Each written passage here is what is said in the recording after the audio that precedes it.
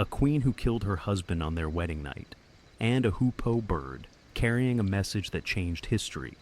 This is the story of Bilqis and Solomon, the Queen of Sheba mentioned in the Quran, the Torah, and the Bible, but few know the details. In the heart of the Arabian desert, an incredible story unfolded. Miracles in a civilization that lasted 1,000 years, dominating the trade of frankincense, myrrh, and spices. Commodities so valuable they were sold by their weight in gold. Sheba was not just a kingdom in the desert. It was an empire that turned the barren desert into a green paradise and built the Marib Dam, an engineering marvel of its time. The Quran tells the story, but it is brief. Tonight we will recount every detail, every event from beginning to end. How was the dam built without modern technology? How did a woman become queen in a time of men? Why did Solomon reject all that gold and become so angry? How was the throne brought before his very eyes? And what did Bilqis see that made her believe instantly? And about the Prophet Solomon, whom God gave a power unlike any other. He understood the language of animals and jinn, who worked under his command, building palaces in days, diving into the seas to retrieve pearls, and commanding an entire army of jinn. The wind carried him and his army from place to place at incredible speeds.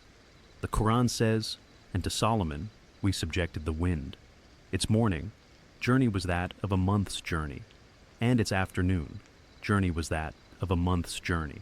Before we begin this journey, if you like what we do here, subscribing to the channel and hitting the like button are two simple and wonderful ways to support us. Now, rest your eyes, turn off notifications, and let's go back to 1000 BC. If you're listening in the morning, grab a cup of coffee or tea, and let's begin.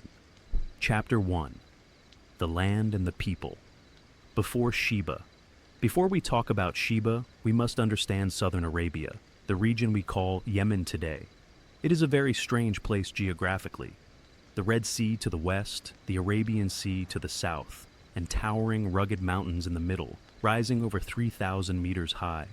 Behind these mountains lies the Great Arabian Desert, the empty quarter, the largest continuous sand desert in the world, a place with almost no life.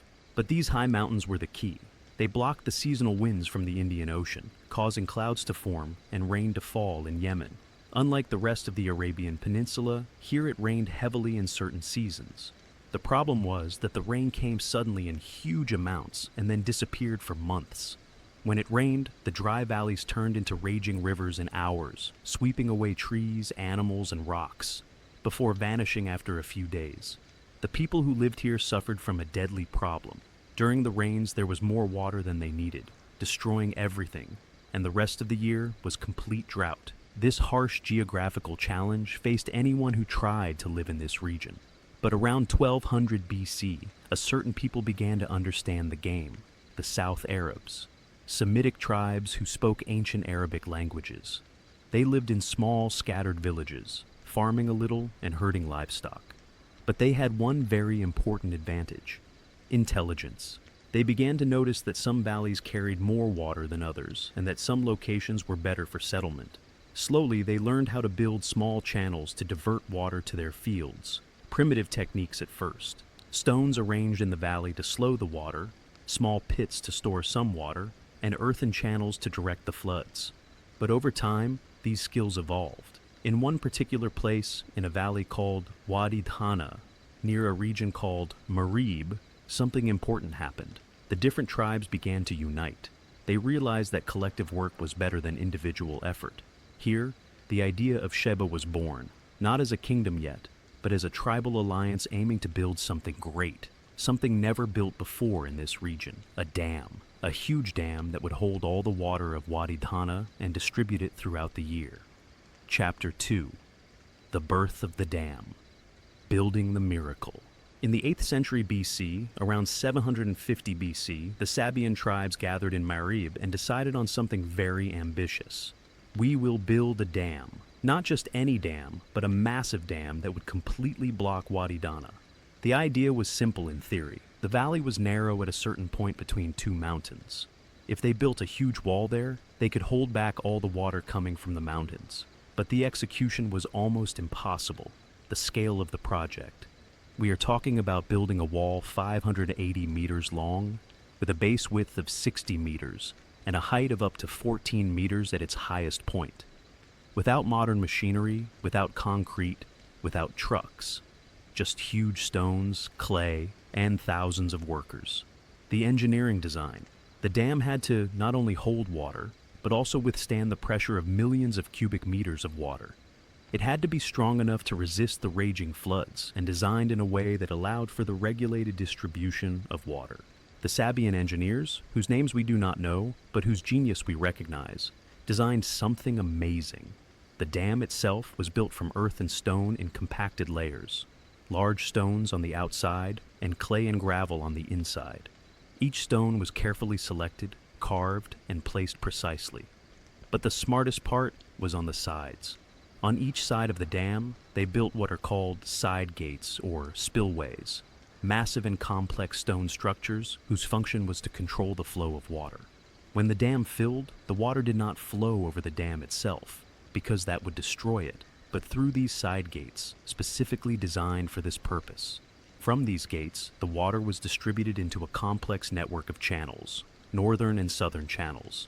Each main channel branched into smaller channels, which in turn branched into even smaller ones. A very advanced irrigation network covering a huge area. Building this dam took years, perhaps decades. Thousands of workers labored under the scorching desert sun, transporting huge stones from distant quarries, digging deep foundations, lifting stones with primitive ropes and pulleys, filling gaps with clay and gravel, and building long channels that extended for kilometers, all with sweat, blood, and determination. Finally, on a historic day whose exact date we do not know, the dam was completed. The rainy season came, and as usual, floods rushed down from the mountains. But this time, instead of being lost in the desert, the dam held them back.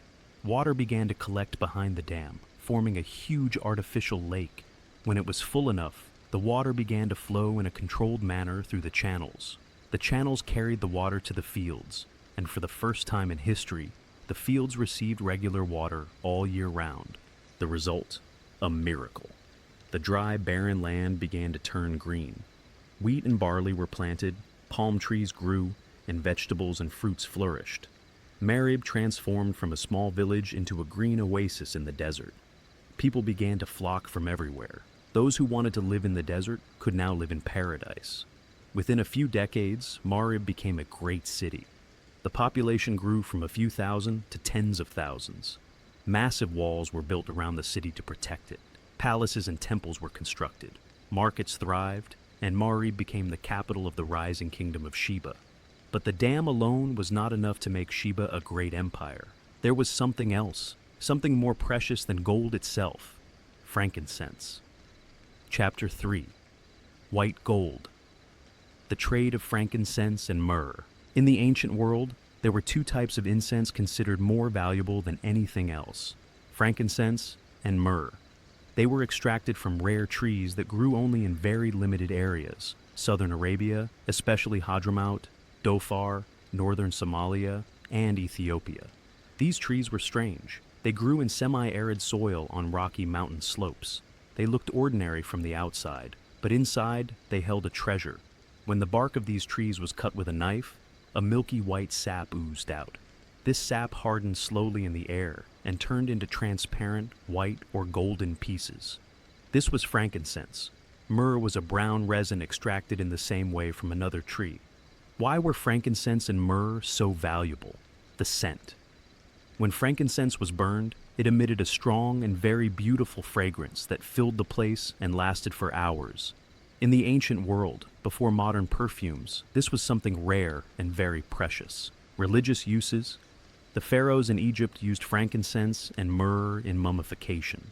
They believed these fragrances pleased the gods and helped the soul on its journey to the afterlife. Temples in Greece and Rome burned frankincense daily as an offering to the gods. In India and China, it was used in religious rituals and traditional medicine. Even in Christianity later, frankincense and myrrh are mentioned in the story of the birth of Jesus. They were among the gifts brought by the Magi. Rarity. Frankincense and myrrh only grew in very specific places and could not be cultivated elsewhere. Demand was high and supply was limited, which meant astronomical prices. In Rome, 1 kilogram of pure frankincense was sold at the same price as a kilogram of gold, sometimes even more. Imagine a trade that achieved incredible profits, and Sheba was at the heart of this trade. Hadramaut, the region east of Marib, was the main source of frankincense. Frankincense trees grew abundantly there on the mountain slopes. Local tribes collected the frankincense and sold it to merchants, who carried it on camels in huge caravans. The caravan set out from Hadramaut to the east and passed through Marib. In Marib, the kings of Sheba imposed a tax on every caravan, a large tax, but the merchants paid without hesitation. Why? Because Marib was the only guaranteed and safe stop on a long and dangerous journey through the desert. Here, merchants could rest, buy food and water, repair their equipment, and prepare for the next stage of the journey. From Marib, the caravan continued north through the Arabian Peninsula, a very long journey that took months. It passed through other cities and kingdoms, Qataban, Ma'in, Dedan, and other cities in northern Hijaz. Each city took its tax, and each stop added a cost. But the merchants continued until the caravan reached the north, Petra in Jordan or Gaza in Palestine. From there, the frankincense was shipped to Egypt, Greece, Rome, and all over the ancient world. By the time the frankincense reached Rome, its price had multiplied tens of times from its original price. But people paid because it was rare, precious, and in demand. And Sheba reaped huge profits from this trade, not only from taxes, but also because some Sabaean merchants controlled a large part of this trade. They bought frankincense at a low price from the producers and sold it at a high price in the north. Profits flowed into Marib from all directions, and with this money, luxurious palaces and massive temples were built. Marib became one of the richest cities in the ancient world, and the kings of Sheba became some of the most powerful kings in the Arabian Peninsula. But there was a problem: competition. Other kingdoms in Yemen, Qataban, Hadramaut, and Ma'in, all wanted a larger share of this golden trade. Conflicts, small wars, alliances, and betrayals happened constantly. Amidst all this, around the 10th century BC, Sheba was ruled by a king. History does not tell us his name exactly, but it tells us one thing: he was a tyrant. Chapter 4. Tyranny before justice. The fall of the king. During that period, Sheba was at the peak of its economic power. Gold was flowing, the dam was working efficiently, and trade was thriving. But there was a big problem: the king. Ancient Arab narratives, especially those reported by al-Tabari, Ibn Kathir, and al-Thalabi, tell an exciting story.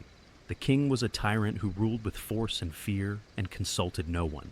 He was surrounded by a corrupt entourage that encouraged his tyranny and oppression. Taxes were collected harshly, merchants were robbed, and farmers were oppressed. Those who objected were imprisoned or killed. The royal palace was filled with luxury and debauchery, while some people suffered. The nobles and ministers knew this was wrong, but no one dared to speak. They were all gripped by fear. In this tense atmosphere, there was a young woman in the royal court, Bilqis, daughter of al-Hadhad. Some narratives say her father was one of the great nobles of Marib, and others say he was a ruler of a small nearby region. But all narratives agree on one thing: Bilqis was extraordinary. She was very intelligent, beautiful, and had a strong and charismatic personality. When she spoke, people listened. When she entered a room, everyone paid attention. She attended the ruling councils with her father or other nobles, listening, observing, and learning. She saw how governance was conducted and how power was abused. She saw oppression with her own eyes and saw how the people suffered while the king lived in luxury. She knew that something had to change. But how? A woman in a world completely ruled by men. How could a woman change an entire system of governance? By force? Impossible. By civil war? It would destroy the kingdom. Bilqis was smarter than that. She began to speak to the people. First, the nobles, in private councils far from the king's eyes and spies. She asked them, "Don't you see what is happening? Don't you see how the kingdom is weakening under this tyrannical rule? Don't you want change?" At first, they were afraid to speak, but Bilqis was patient and persistent. She listened to their grievances, understood their fears, and showed them that she was not an ordinary woman, but a woman with a vision, a plan, and courage. Slowly, one by one, the nobles began to trust her. Then she spoke to the military leaders. They were the most important. Without the army, nothing could be changed. The military leaders were also dissatisfied with the king. He humiliated them, did not give them their rights, and treated them as servants, not as honorable warriors. Bilqis spoke to them wisely. She did not ask them to rebel directly, but planted a simple idea. What if there was a better ruler? A ruler who respects you, gives you your rights, and leads the kingdom with wisdom. The idea began to grow in their minds. Finally, she spoke to the merchants and the people of the city. They suffered the most from the king's oppression. She convinced them that change was possible and that the future could be better. When she had gathered enough support from everyone, she was ready to act. But she did not want a civil war. She did not want blood in the streets of Marib. She wanted a smart and clean solution. And here comes the dramatic story told by Arab historians. Bilqis approached the king with a strange proposal. A marriage proposal. The arrogant and self-admiring king was delighted. A beautiful, intelligent woman from a noble family wanted to marry him. This was a great honor in his eyes. He accepted immediately. A grand wedding feast was held in the palace. Luxurious food, music, dancing, and, of course, wine. The wine flowed generously. The king drank and drank until he was completely drunk, lost consciousness, and fell asleep in his room. That night, Bilqis acted swiftly and decisively. She ordered her loyal guards, and there were many, to arrest the king. Early the next morning, before anyone woke up, the king was executed. Some narratives say she beheaded him herself, and others say the guards did it on her orders. But the result was the same. The tyrant king was dead. In the morning, when the people woke up, they found Bilqis standing in the throne room. She declared herself Queen of Sheba. The nobles who were with her stood behind her. The military leaders pledged their allegiance to her, and the people rejoiced. Why? Because she ended the oppression, because she promised justice and prosperity, and because everyone saw something different in her: strength, wisdom, and vision. Thus, in one dramatic moment, everything changed. Bilqis, the woman no one expected to reach the throne, became the Queen of Sheba. But reaching the throne was one thing, and staying on it was something entirely different. Chapter 5. The Wise Queen. How Bilqis ruled. When Bilqis sat on the throne of Sheba, everyone was watching. Would she succeed? Could a woman rule a large and complex kingdom like Sheba? Bilqis knew that the first days were crucial. She had to prove herself quickly and with strength, but not with violence, with wisdom. The first thing she did. She formed an advisory council, not a symbolic council, but a real one consisting of the wisest and most intelligent men in the kingdom. Nobles, military leaders, major merchants, and elder sages. They were all in this council. Bilqis listened to them, not just as a formality, but with genuine interest. She asked insightful questions, discussed opinions, and sought clarification. When she made decisions, she made them after collective discussion and consensus. This approach was revolutionary at the time. Most kings ruled as tyrants, but Bilqis ruled with consultation and wisdom, which made the nobles respect and strongly support her. The second thing she did, she reformed the tax and justice system. The oppression that existed under the previous king ended immediately. She ordered a review of all pending cases. Those who had been wronged in the past had their rights restored. Those who had been wrongfully imprisoned were released. Taxes became organized and fair. Merchants paid a reasonable and predetermined percentage, and farmers paid 1/10 of their produce or less. No one was oppressed or robbed, and the money collected did not go into the pockets of the corrupt entourage, but was used for beneficial purposes for the kingdom. Maintaining the dam, this was the most important thing. Improving channels and roads, building rest stops for caravans on trade routes, strengthening and arming the army, and constructing temples and public buildings. Every dirham was spent with wisdom and planning. The third thing Bilqis did, she developed trade. Sheba was rich, but Bilqis wanted more. She sent trade delegations to new regions, to India by sea and to Africa via the Red Sea. She signed trade agreements with neighboring kingdoms and encouraged local merchants to expand. Most importantly, she maintained good relations with everyone who passed through Marib on the incense route. The result? Trade flourished as never before. The caravans became larger and more organized, and wealth flowed in greater quantities. Marib became one of the richest cities in the known world at that time. The fourth thing she did, she took care of the dam. She knew that the dam was the lifeblood of the kingdom. Without the dam, there was no agriculture or life. She ordered regular and systematic maintenance. Engineers inspected the dam periodically. Any small crack was repaired immediately. The channels were cleaned of silt and sediment, and the gates were inspected and improved. This attention to maintenance was the reason the dam continued to function efficiently for centuries. Fifth and most importantly, Bilqis maintained the peace of Sheba. She was surrounded by other kingdoms, Qataban, Hadramaut, and Ma'in, all competing for trade and influence. It was easy for wars and conflicts to break out, but Bilqis preferred diplomacy.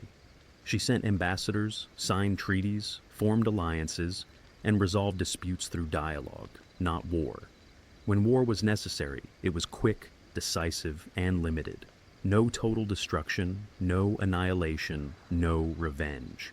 This wise approach allowed Sheba to prosper in relative peace for many years, and the people lived in a prosperity they had never known before. Marib became a city of incredible beauty. Magnificent palaces with massive stone walls and intricate carvings. Grand temples dedicated to the god Al-Maka, the god of rain and agriculture. The most famous of which were the Temple of Awam and the Temple of Barren, both built with amazing architectural precision. Towering columns, wide halls, and inscriptions in the ancient Sabaean script. The markets were crowded with merchants from all over the world. Indians selling spices and fabrics, Abyssinians selling ivory and gold, Syrians selling oil and wine, and Marib in the middle, profiting from all of them. Green gardens were everywhere thanks to the Great Dam. Palm trees lined the sides of the roads, and green fields stretched for long distances around the city. The scent of flowers and fruits filled the air. Roman historians who heard about this region called it Arabia Felix, Happy Arabia. The reason was clear. In the heart of the barren Arabian desert, Sheba was a green paradise.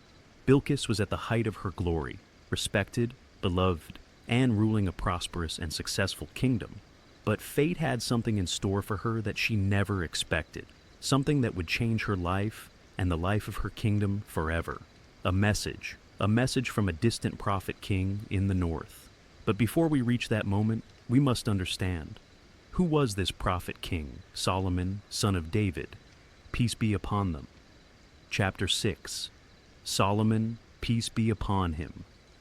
The prophet who commanded the universe. In Jerusalem, during the same period when Bilqis ruled Sheba, there was a king like no other in history. Solomon, son of David, peace be upon them. A prophet and messenger of God, and king of the children of Israel. But Solomon was not an ordinary king. He was a king whom God had given a power unlike any other, before or after him. The Quran tells us about this amazing power. God taught him the language of birds and animals. He understood what the birds said when they chirped, heard the whispers of ants as they walked on the ground, and understood the language of every creature. This was not just a supernatural ability, but a means to a deep understanding of nature and creation. God subjected the jinn to him. The jinn are creatures of fire, invisible to ordinary humans, with supernatural powers and abilities. They worked under his command. Solomon built huge palaces for him in record time, created intricate statues and artworks, and dove into the depths of the seas to retrieve pearls and treasures. An army of jinn obeyed him without hesitation. God subjected the wind to him. The wind carried him and his army from place to place at amazing speeds. A journey that would normally take a month became a day's journey, and a week's journey became a matter of hours. The Quran says, "And to Solomon we subjected the wind. Its morning, journey was that of a month, and its afternoon, journey was that of a month."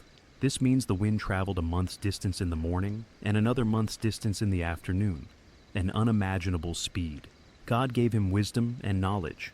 Solomon was one of the wisest people of his time. He ruled with absolute justice, understood complex issues, and solved problems in innovative ways. The Quran and the Torah are full of stories of his wisdom and judgment. God gave him a great kingdom. His kingdom extended from Egypt to Iraq and from the Mediterranean Sea to the Arabian Peninsula, a vast, rich, and powerful kingdom. But with all this power, Solomon was humble, devout, and grateful. He knew that all these blessings were from God and that they were responsibilities, not just privileges. He used his power to spread monotheism and call people to worship the one God. He ruled with justice and mercy. His army was huge and amazingly organized. Humans in ranks, jinn in ranks, and birds flying above them like a protective canopy from the sun. A sight the world had never seen before. Every day Solomon inspected his army to ensure everyone was in place and fulfilling their duty. For Solomon was disciplined and valued discipline in his army. One day something unusual happened. Solomon was inspecting the birds as usual when he suddenly noticed something. One bird was missing. The hoopoe. It's chapter 7. The hoopoe, the bird that changed history.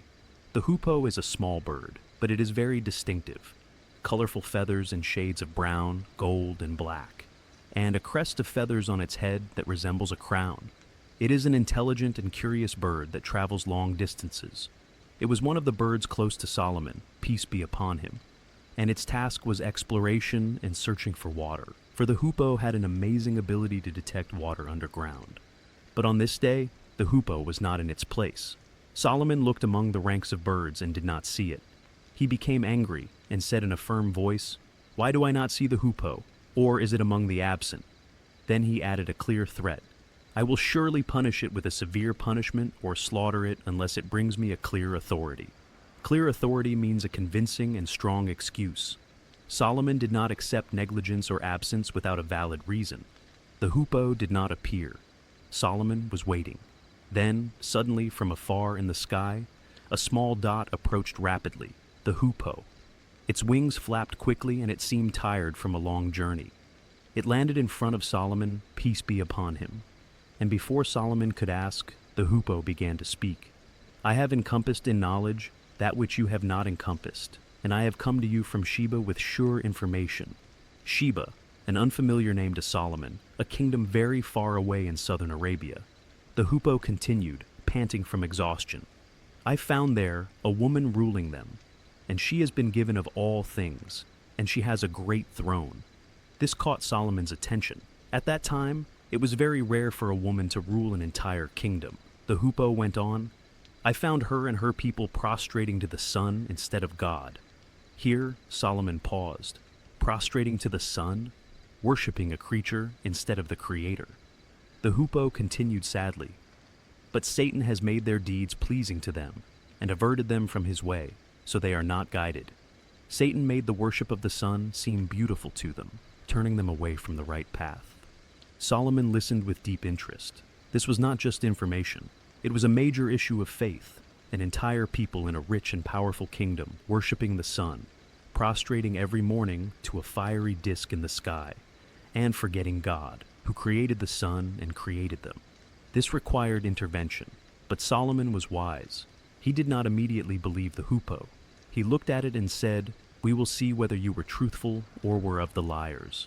Then he ordered one of his scribes to write a letter, a short but very powerful letter. He wrote, "In the name of God, the most gracious, the most merciful."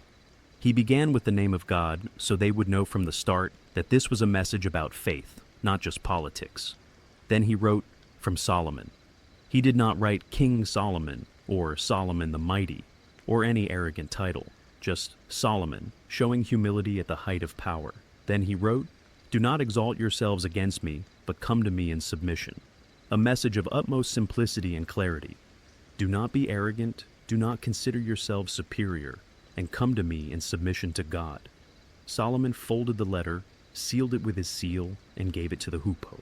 He said, "Take this letter of mine and deliver it to them, then leave them and see what answer they will return." Meaning, take this letter, drop it to them, then step back and observe them.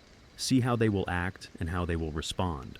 The hoopoe took the letter in its small beak and set off on a long journey across the desert. From Jerusalem to Marib, hundreds of kilometers, days of continuous flight.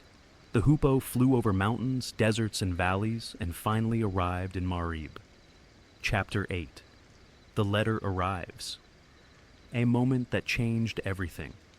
In Marib, it was an ordinary morning. The sun rose as usual, people began their day, and the market started to fill with merchants.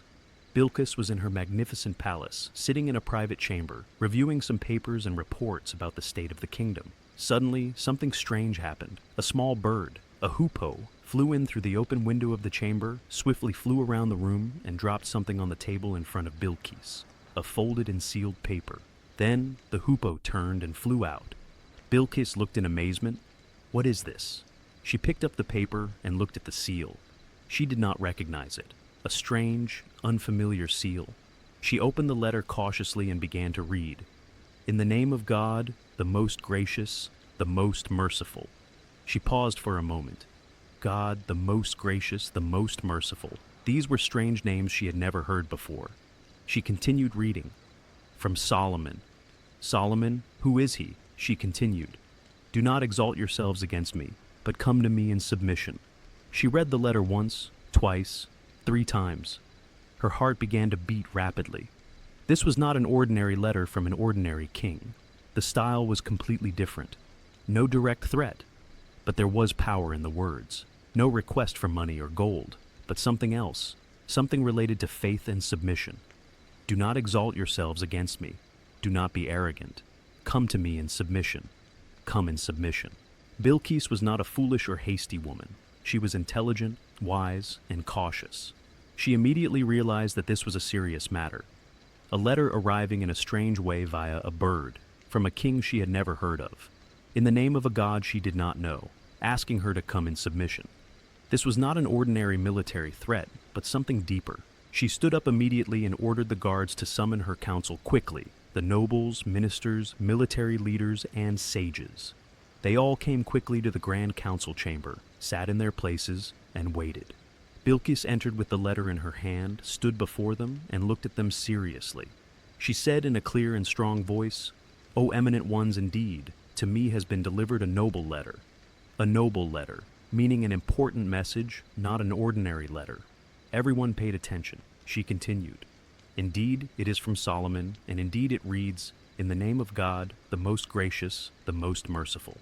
She began to read the entire letter to them. Do not exalt yourselves against me, but come to me in submission. Silence filled the chamber. Everyone was thinking, who is this Solomon, and what exactly does he want? Bilqis looked at them and said with deep wisdom, O eminent ones, advise me in my affair. I would not decide a matter until you witness for me. This sentence reveals a lot about Bilqis's character. I would not decide a matter until you witness for me, meaning I do not make important decisions alone. I consult you. Wisdom, consultation, humility. The military leaders spoke first in a confident and strong voice. We are men of strength and of great might, but the command is yours, so see what you will command. Meaning, we have a strong army and courage. If you want war, we are ready. But the final decision is yours. Bilqis listened, then looked at them with wisdom. She was thinking differently. Military power is one thing, but wisdom is another. She said something profound, a phrase studied today in all books of leadership and strategy. Indeed, kings, when they enter a city, they ruin it and render the honored of its people humbled. Thus do they do. Meaning, when a powerful king conquers a city, he does not bring peace and prosperity, but destruction and humiliation. He destroys the infrastructure, kills the leaders, humiliates the people, and corrupts everything. This is what conquering kings do. Bilqis did not want this for Sheba. She did not want the Great Marib Dam to turn into ruins, the palaces and temples to burn, her people to be killed or enslaved. She wanted a smart solution. She said firmly, Indeed, I will send them a gift, and see with what answer the messengers will return. A brilliant plan. We will send a precious gift. If this king wants money and gold, he will accept the gift, and the matter will end. We will buy peace. But if he refuses the gift, it means he wants something else, something greater than money. Then we will know the truth of his intentions. The council agreed, and preparations began immediately. Chapter 9. The Precious Gift. Testing the King. Bilqis ordered the preparation of a gift the likes of which history had never heard. A gift befitting a great king, a gift that would display the wealth and power of Sheba. Pure gold in huge quantities, ingots, coins, and jewelry. Rare pearls from the depths of the Arabian Sea, large and perfectly shaped pearls. Precious stones of every kind, emeralds, rubies, chrysolite, and agate. Luxurious fabrics woven with threads of gold and silver. And of course, incense, pure frankincense and myrrh in large quantities. All of this was placed in ornate, decorated boxes. Bilqis chose her best men to carry the gift, the wisest diplomats, the most cunning, those skilled in the art of speech and negotiation. She gave them precise instructions. Go to this King Solomon, present the gift to him with all respect and courtesy, and observe his reaction carefully. Observe everything: his words, his facial expressions, his strength, his palace, his army. I want a complete report on everything. The caravan set out from Marib, dozens of camels laden with precious gifts, a long and arduous journey across the desert, weeks of travel under the scorching sun. From Marib northward through the Arabian Peninsula, then east of Jordan, until they finally reached Jerusalem. Jerusalem was a mountainous city, relatively cold compared to the desert, built on hills and surrounded by massive walls. From afar they saw the palace, Solomon's palace, a huge and magnificent building radiating awe, large, white, precisely cut stones, towering columns, spacious courtyards, and beautiful gardens. The envoys entered cautiously and fearfully, not knowing what to expect. They entered the grand hall, and there they saw him.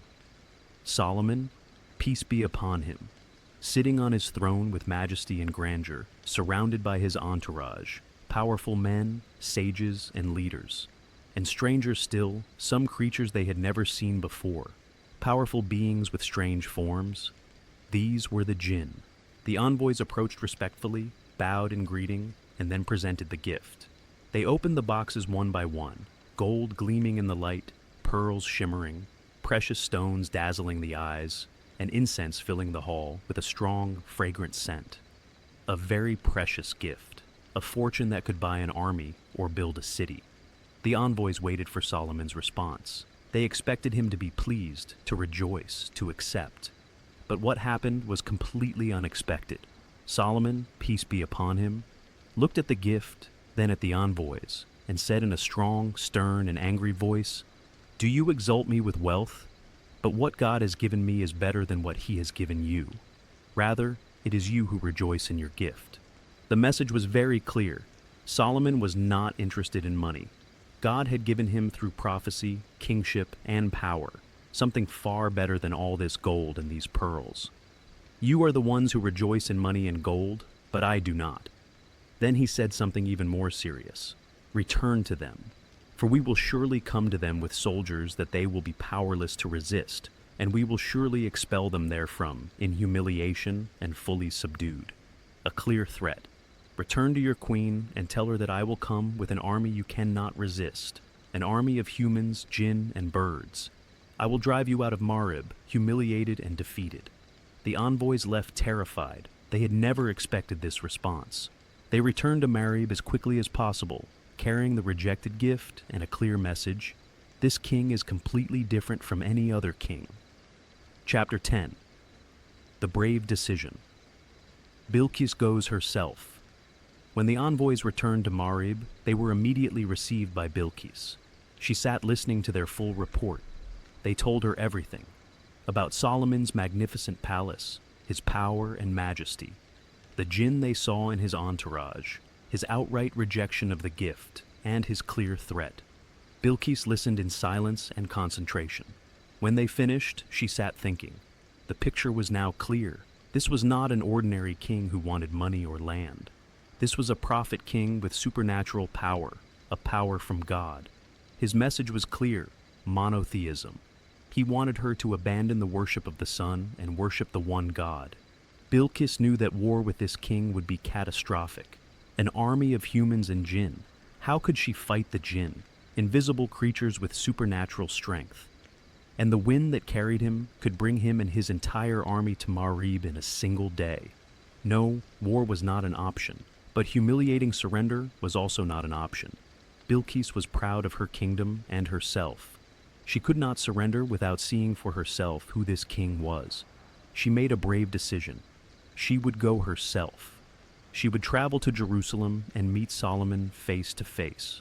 She would see with her own eyes this prophet king and understand the truth about this God he worshipped. She announced her decision to her council. Some objected. "This is dangerous. You are a queen. You should not go yourself." But Bilqis was resolute. "I must see for myself. I must understand who this king is and what he truly wants. Preparations for the long journey began. A huge caravan, hundreds of people from her entourage, guards and servants, other gifts, less extravagant but respectful, and most importantly, her throne. Bilqis's famous throne, she did not take it with her, of course. It was too large and impossible to transport. She left it in her palace, protected by 7 palaces, one inside the other, and thousands of guards. The throne was a symbol of her authority and could not be absent from its place. The caravan set out from Marib, a very long journey, weeks of travel across the desert. Bilqis rode on a fine camel, surrounded by her guards. She thought throughout the journey, what would she say to Solomon? How would she deal with him? And what if he was right? What if his one God was the truth and the worship of the sun was wrong? These thoughts constantly swirled in her mind. In Jerusalem, Solomon, peace be upon him, learned that Bilqis was coming. The hoopoe informed him, or perhaps the jinn who scouted the news from afar. Solomon smiled. This was exactly what he wanted. He did not want to force her by power, but wanted her to come of her own free will and see with her own eyes the miracles and power that God had given him. And he decided to show her something that would shake her mind completely. He would bring her throne. Chapter 11. The Miracle of the Throne. Power beyond imagination. Solomon, peace be upon him, sat in his council chamber, surrounded by jinn, humans, and sages, and said in a clear voice, "O assembly, which of you can bring me her throne before they come to me in submission?" Bilqis's throne, located in Marib, protected by 7 palaces and thousands of guards, thousands of kilometers away from Jerusalem. Who could bring it immediately? A powerful jinn stood up, a strong and huge jinn with supernatural abilities, and said proudly and confidently, "I will bring it to you before you rise from your place. And indeed, I am for this task strong and trustworthy." Meaning, before you finish this session and stand up, I will bring it to you. I am strong enough to carry it and trustworthy. I will not steal anything from it. This was an amazing offer, but Solomon wanted something faster, a greater miracle, a miracle that would prove that God's power is above all power. Suddenly, a man from his assembly said quietly, "I will bring it to you before your glance returns to you." Everyone fell silent and looked at this man. Before your glance returns to you, meaning in less than a second, in the blink of an eye. This man, scholars differ on his exact identity, had knowledge from the book. Some say he was Solomon's minister, Asif bin Barkia, and others say he knew the greatest name of God, a name that, when called upon, God responds immediately. Solomon looked at him and nodded. The man looked at the ground, raised his hands, and invoked this great name. He asked God to bring the throne, and in a flash, before Solomon could blink, the throne appeared. Bilqis's throne, huge and adorned with gold and precious stones, from Marib to Jerusalem. Thousands of kilometers in a single moment. Everyone in the chamber stood in amazement. Even Solomon himself, though he was a prophet and had seen many miracles, was amazed by the speed of this miracle. He prostrated to God immediately and said with deep humility, "This is by the grace of my Lord to test me whether I will be grateful or ungrateful. And whoever is grateful, his gratitude is only for the benefit of himself. And whoever is ungrateful, then indeed my Lord is free of need and generous." Meaning, this miracle is by the grace of God, and it is a test for me. Will I be grateful to God for this blessing, or will I be arrogant and attribute the credit to myself? Whoever is grateful benefits himself, and whoever is ungrateful, God is self-sufficient and generous. Humility at the height of power, gratitude at the moment of the miracle. Then Solomon stood and looked at the throne, a truly beautiful throne, intricately decorated, but he ordered some details to be changed. Why? To test Bilqis's intelligence. Would she recognize that this was her throne despite the changes, or would she think it was a similar throne? This test would reveal her wisdom and intelligence. The throne was prepared and placed in a prominent place in the palace. Now everything was ready. All that remained was the arrival of the queen. Chapter 12. The Meeting. When Bilqis met Solomon. After a long and exhausting journey, Bilqis's caravan finally arrived in Jerusalem. The city was completely different from Marib, built on mountains, relatively cold compared to the desert, with a different nature. Solomon's palace was more massive and magnificent than anything Bilqis had ever seen in her life. She was received with great respect and honor. Solomon did not treat her as an enemy or a captive, but as an honored guest who had come to learn. The servants led her to the grand hall, a huge hall with towering columns and high windows through which the sunlight streamed. Bilqis entered with confident steps. Her heart was beating fast, but she did not show fear. She looked around and saw something that made her heart stop for a moment. A throne. A huge, beautiful throne adorned with gold and jewels. It looked very much like her throne, but some details were slightly different. How? Her throne was in Marib, in her palace, protected by 7 gates and thousands of guards. It was impossible for anyone to reach it, impossible to steal. So how did it get here? Solomon, peace be upon him, was standing near the throne, looking at her with a calm smile. He said in a gentle but strong voice, "Is this your throne?" A simple question, but a deep test. Bilqis stood looking at the throne, thinking quickly. If she said, "Yes, this is my throne," she might seem naive if this was a similar throne made by Solomon. And if she said, "No, this is not my throne," she might be lying if it was indeed her throne. Bilqis was very intelligent. She answered with wisdom and caution, "It seems to be it." She did not say yes, and she did not say no. She left the matter open, a clever and wise answer. But inside, she knew the truth.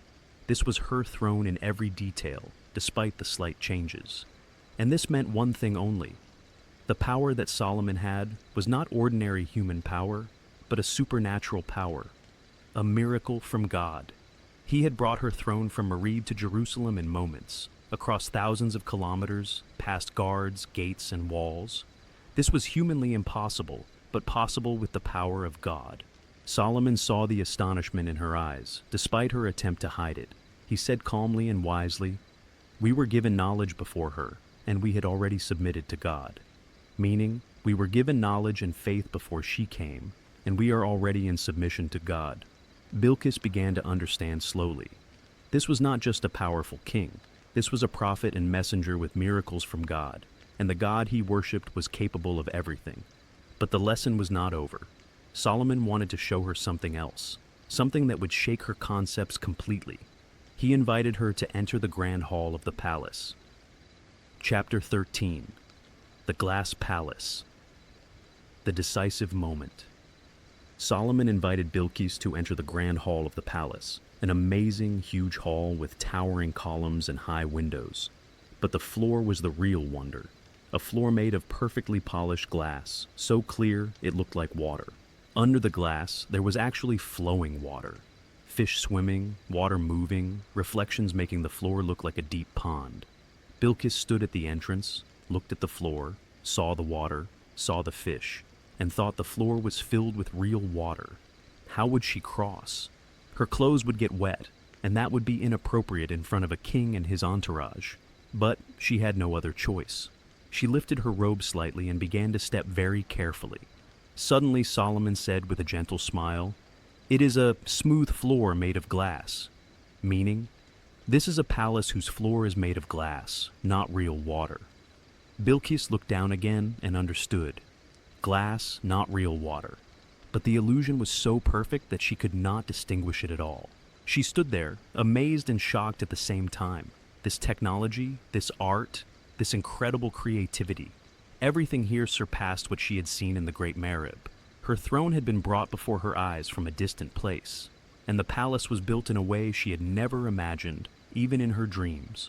All of this made her realize something deep in her heart, the power she had as Queen over Sheba, the abundant gold, the strong army, the great dam. All of it was nothing, nothing compared to the power of the great God whom Solomon worshipped. Solomon did not possess this supernatural power himself, but from the one God, the Creator who is not seen with the eyes like the sun, but who created the sun, the moon, the stars, and everything. At that moment, something old collapsed inside Bilqis. The worship of the sun, which she had inherited from her ancestors, collapsed. The idea that the sun was a god to be worshipped and prostrated to every morning collapsed. The sun was a creation like her, like everything else in the universe. And the Creator is greater beyond measure than all his creations, no matter how great they are. She looked at Solomon with eyes completely different from before, eyes filled with deep reverence, true humility, and a new faith. She said in a clear and strong voice that everyone in the hall could hear, "My lord, indeed I have wronged myself, and I submit with Solomon to God, Lord of the worlds." Few words, but they changed everything. I submit. I believe in the one God.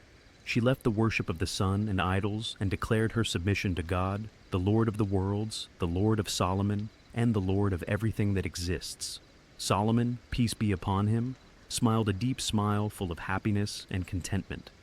This had been his true goal from the beginning. He had never wanted to humiliate her, defeat her militarily, or take her kingdom and wealth. He only wanted to guide her to the right path, and God, by his grace and mercy, had guided her. Chapter 14. Return to Sheba. A new queen with a new faith. Bilqis stayed in Jerusalem for several long days filled with learning. She learned a lot about true monotheism, faith in the one God, and correct worship. She heard from Solomon, peace be upon him, stories of great previous prophets, Abraham, Moses, and David. She understood that faith was not just empty rituals performed by people, but a real relationship between the servant and the Creator. When it was time to leave and return, Solomon bade her farewell with great respect and honor. He did not ask her to leave her kingdom and abandon her throne, nor did he demand that she pay a large financial tribute to his kingdom. He did not ask for anything material at all. He simply said to her with wisdom and kindness, "Go and spread monotheism among your people." Bilqis returned to distant Marib, her heart filled with something completely new, true faith, inner peace, and deep certainty. When she arrived after the long journey, her people welcomed her with great joy and warm hospitality. They had been worried about her during her absence, but she returned safe and stronger than before. She gathered her advisory council, her great nobles, and many of her people in a large square. She told them everything that had happened with complete honesty and without hiding anything, about the first message that came with the hoopoe, about the rejected gift, about the long journey, about the throne brought by a miracle, about the glass palace, and about the moment she believed. She said to them with complete sincerity and frankness, "O my people, we used to worship the sun besides God, and that was a great mistake. The sun is a creation like us, and God is the great creator who created the sun and created us. From today, Sheba will worship the one God." This was a very difficult and dangerous decision for an entire kingdom. Changing the religion of an entire people was not easy or simple at all, but Bilqis was greatly respected and beloved by all her people. They had trusted her wisdom and decisions for many years. And when they saw the deep sincerity in her eyes and the strong faith in her words, many of them believed with her. Not all, of course. Some people clung to the old religion and the worship of the sun that they had inherited from their ancestors. But the vast majority followed their wise queen on the path of the new faith. Bilqis did not force anyone by power to leave their religion. She did not punish, imprison, or harm those who refused the new faith. Instead, she called people with wisdom, good advice, and kind words, just as Solomon had done with her. With wisdom, not with force. Slowly, over months and years, Sheba began to change religiously and spiritually. The great temples that had been dedicated to the worship of the sun and the god Almaka gradually transformed into places of worship for the one God. The old rituals changed slowly and were replaced with rituals of monotheism and faith in the one God. It began to spread throughout the entire kingdom. Bilqis continued to rule with the same wisdom and justice for which she was known. She built more channels to expand agricultural lands, improved the maintenance of the Great Dam, and developed trade routes. Sheba continued to prosper economically and culturally. The people lived in peace, prosperity, and rare stability. But the story does not end here, for everything great in this world has an inevitable end, and Sheba, despite all its greatness and power, was no exception to this cosmic rule. Chapter 15. After Bilqis. Centuries of glory and conflict. After the death of Bilqis, the wise queen, the kingdom of Sheba continued to prosper and grow stronger.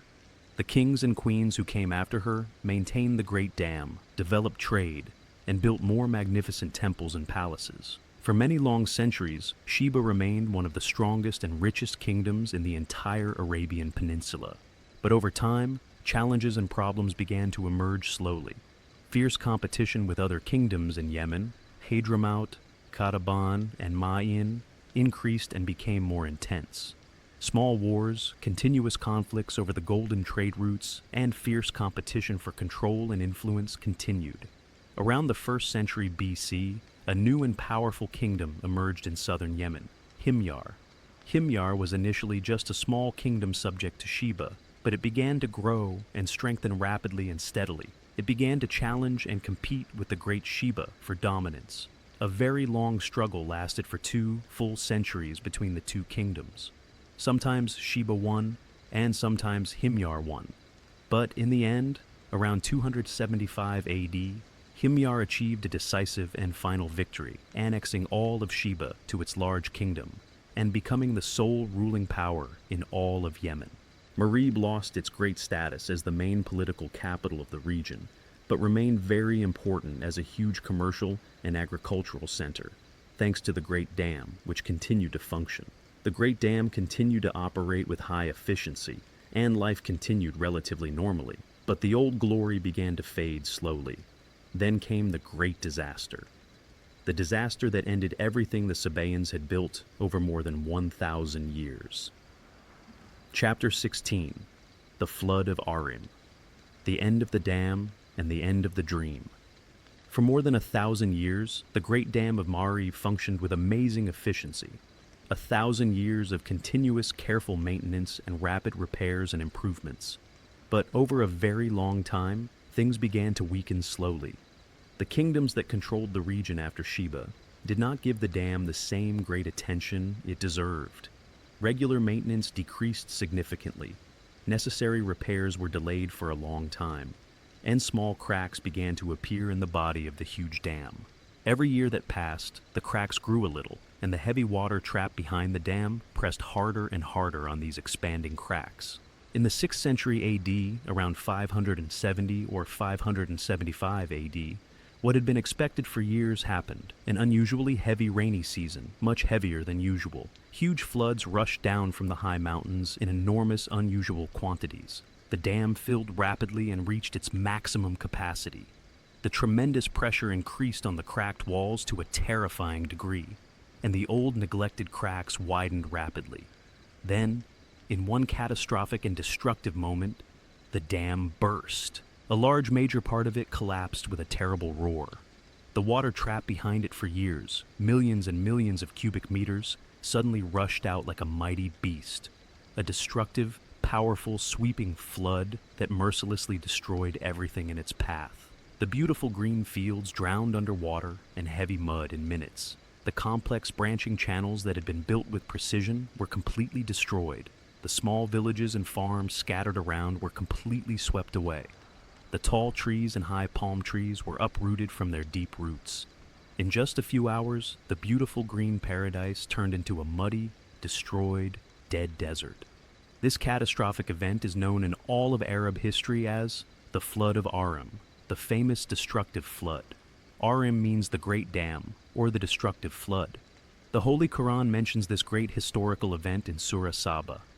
There was, for the tribe of Saba, in their dwelling place, a sign, 2 fields of gardens on the right and on the left. They were told, "Eat from the provisions of your Lord and be grateful to him. A good land have you, and a forgiving Lord." But they turned away from God, so we sent upon them the flood of the dam and replaced their 2 fields of gardens with gardens of bitter fruit, tamarisks, and something of sparse lote trees. Meaning, there was for Sheba a great clear sign in their land. 2 beautiful green gardens on the right and left. Blessed green land. But they turned away from thanking God for his many blessings. So we sent upon them the flood of Arim, and we replaced their 2 gardens with gardens of thorny and bitter plants that have no benefit. After the catastrophic collapse of the dam, the people could no longer stay in Marib at all. No water to drink, no agriculture for food, no possible life. The great migrations famous in Arab history began. Tens of thousands of people left Marib and its region and traveled in search of a new life. Some went north to the Levant, Syria, Lebanon, Jordan, Palestine. Some went east to Iraq and Persia, and some spread throughout the vast Arabian Peninsula. Many great Arab tribes trace their origins to these great historical migrations. Aws and Khazraj, two great Arab tribes that settled in Yathrib, Medina, and became a very important part of Islamic history. Qassim, a very powerful Arab kingdom in the Levant. Its origins are from Sheba. Lachem, its origins are from Sheba. Kinda, an Arab kingdom in Najd. Its origins are from Sheba. The great people of Sheba scattered throughout the Arabian Peninsula and the Levant, and became an inseparable part of the great Arab tribes. As for Marib itself, the great capital, it slowly and painfully turned into a small, poor village over decades. The magnificent palaces collapsed and became ruins. The great temples became abandoned ruins, and the great city became just a memory. The dam itself remained a neglected ruin for centuries until the 20th century, when modern Yemen attempted to rebuild a new dam in the same historical location. A large modern dam was built in the 1980s with major funding from the United Arab Emirates and still stands today. But the great ancient glory, the glory of Sheba, Marib, and Bilqis, has gone with time and will never return. Only the great lessons remain, lessons we must all learn, the great lessons from the story of Sheba and Bilqis. Intellect before military power. Bilqis did not fight the tyrant king with the sword and blood, but with sharp intellect and meticulous planning. In modern entrepreneurship and leadership, strategic intelligence and planning are much stronger than brute force. Consultation and listening to others. Bilqis did not rule alone as a tyrant, but consulted her council on every major and decisive decision. A wise and successful leader listens well before deciding and gathers diverse opinions before acting. Humility in the face of clear truth. When Bilqis saw the truth clearly before her, she did not act arrogantly or reject it stubbornly, but humbled herself and believed immediately. True and lasting success requires the difficult ability to admit mistakes and change course when the right path becomes clear. Continuous maintenance is essential. The Great Dam stood for 1,000 years because the Sabaeans continuously and carefully maintained it. When regular maintenance stopped, everything collapsed quickly and terrifyingly. In life, work, and projects, success requires continuous and constant maintenance. It is never enough to just build something great. You must also preserve it. Gratitude and appreciation preserve blessings. The Holy Quran clearly states that Sheba collapsed when its people turned away from thanking God for His many blessings. When you forget to be grateful for the many blessings, whether wealth, health, success, or stability, you lose them quickly. Constant gratitude preserves and increases blessings, while arrogance and forgetfulness lose them completely. I truly believe that the story of Sheba and Bilqis is one of the greatest stories of wise leadership in all of human history, because it clearly shows that deep wisdom and true humility are immeasurably stronger than mighty armies and abundant gold. If you liked this long story and want to see us again, don't forget to subscribe to the channel and like the video. Share with us in the comments. What did you like about the story? What lesson did you take with you? See you soon in a new story. Good night and sweet dreams.